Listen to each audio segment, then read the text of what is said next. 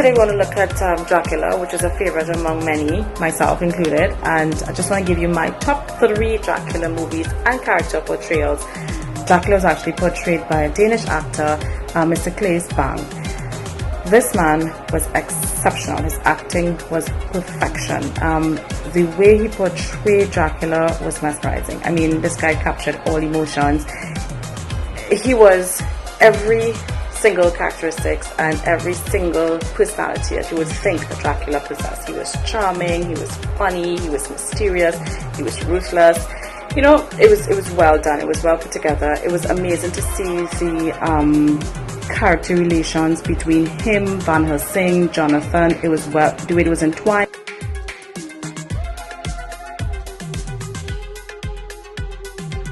And movie would have to be Dracula Untold, which this was portrayed by the sexy Wales actor Luke Evans. It was a bit different from my number 3, Dracula. It showed the family side, it showed the leadership qualities, why he took that plunge of becoming a monster and selling his soul for protection of his people, his family. So it was a different take altogether in terms of Dracula portrayal.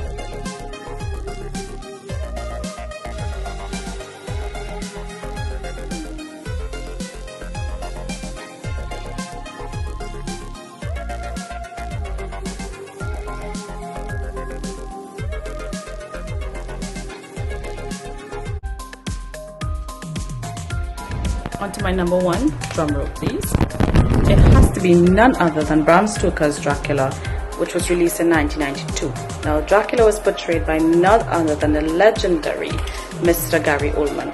Now, this movie is a literal classic. It was an exemplary cast, inclusive of Ken Reeves as Jonathan and Winona Ryder as Mina Harker. It was a well done movie and it is my all-time favorite. So,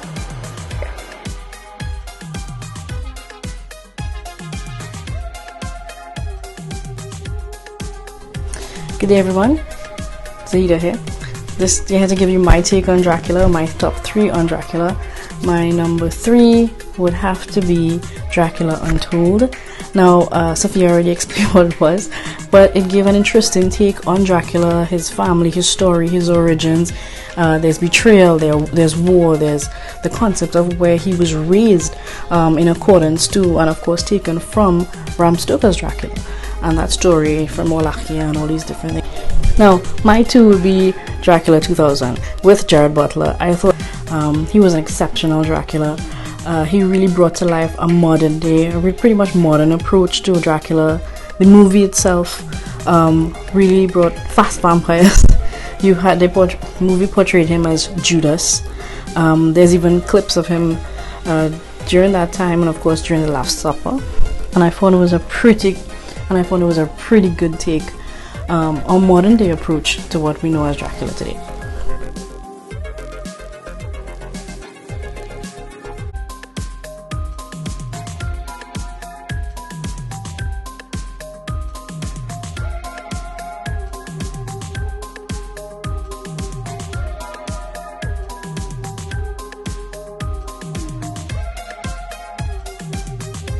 And here is my number 1.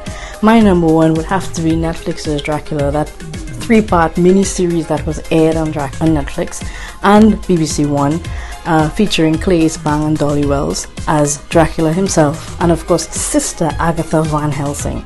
And I thought it was pretty interesting because she is actually a predecessor of Van Helsing, Dracula's arch rival, and I thought it was a really good take on it. There's a lot of things involved in that 3-part series. Take a look.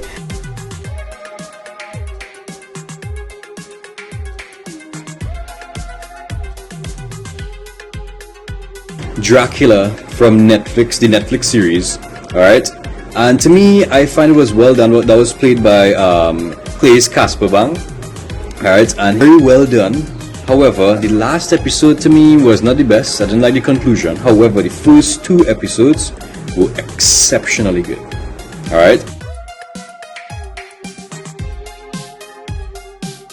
So number 2 basically goes to Van Helsing, which was taken from the year 2004. Played by Richard Roxburgh. He also had a very unique way of speaking. His theatrics, his accent, which was well done. Right. He also maintained a very traditional way of setting. The environmental setting was very good. It was very dark. Right. That was actually very, very well done as well. I also love the way in which he was able to integrate that aspect of Dracula, right, to other elements of darkness. For example, the dead, right, the form of the bat. To me, I find that was well done as well. All right, and also to maintain a very eerie Transylvanian setting, right. So that was well done. That was good. That was exceptional in my book. All right. Number one for me was basically Bram Stoker's Dracula, with Gary Oldman, who played the actor, by the way, who played Dracula. All right. He controlled that element of the mist and the darkness of the night and whatnot. It was, to me, I found it was very, very theatrical. It was very well done.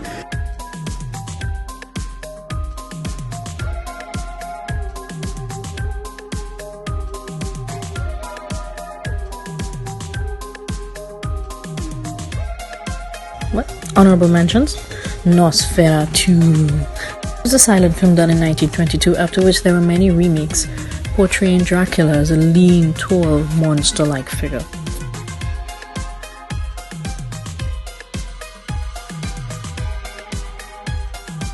Dracula Dead and Loving It. Now, this portrayal of Dracula is not scary. It's not a Halloween film. It's actually a comedy. I mean, it's a Leslie Nielsen film. Names like Mel Brooks and Peter McNichol, you can't go wrong. You're in for a good laugh.